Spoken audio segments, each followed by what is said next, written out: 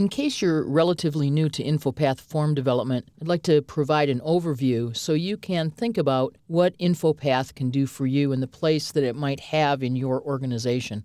While some of us create forms for our own use, many of us create most or all of the InfoPath forms we create for others to use. And even if you begin by thinking that you're creating forms for your own use, if they're grand-looking forms and you have other colleagues who have similar work or similar functions, they're going to say, I wish I could do that. And now you're creating forms for your whole department or your entire team.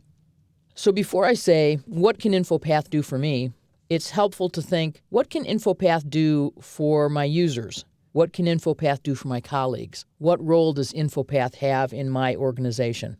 Now on screen, you're seeing one of the forms that we will create in this course. This is called the Web Post Request Form. We'll create other forms as well, and you don't need to know the details of this one. But this form isn't even finished, and even in its raw state, it's a beautiful form compared to anything you can quickly create in Word, Excel, Acrobat, or other tools that you use to create forms. This is the user experience of the form. If they're using the InfoPath filler software, they have the ability to go in and type text. They can use drop-down lists. They can select dates. They can insert hyperlinks, click buttons, insert ink drawings. Whatever they would like to do, they can manage that right here. So this is a powerful form that allows users to insert not just text data, but other types of data and even attach entire files. When your users want to provide data, this form is a great mechanism for that.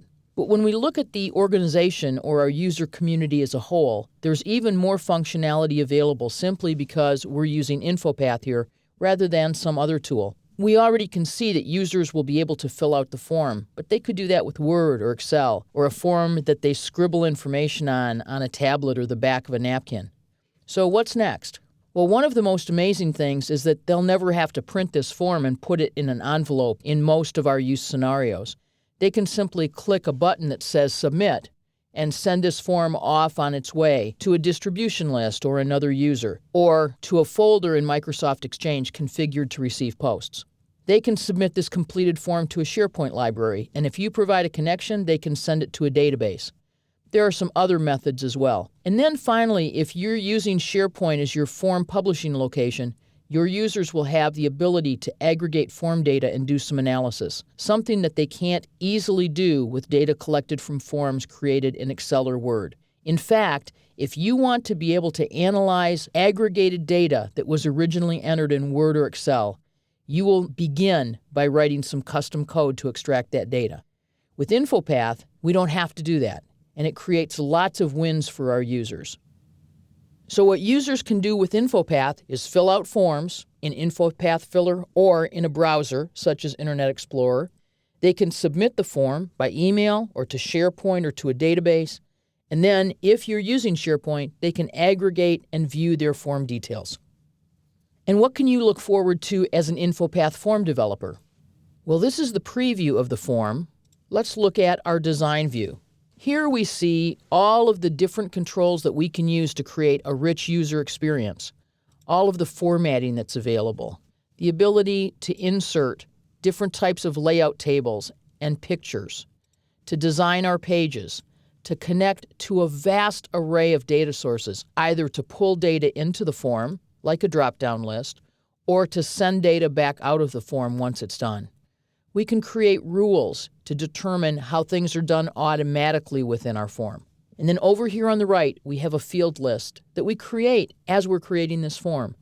InfoPath forms capture data as XML, extensible markup language. XML is a standard that crosses many different types of databases and many different types of platforms.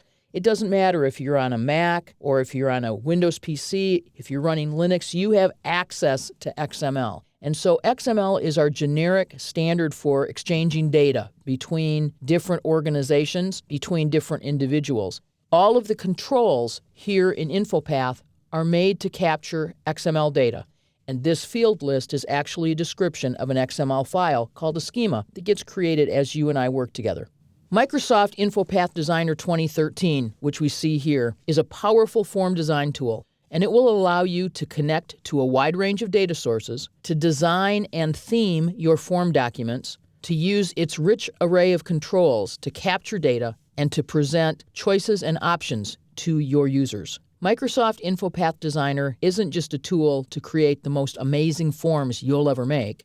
It's a tool that will help you create business solutions.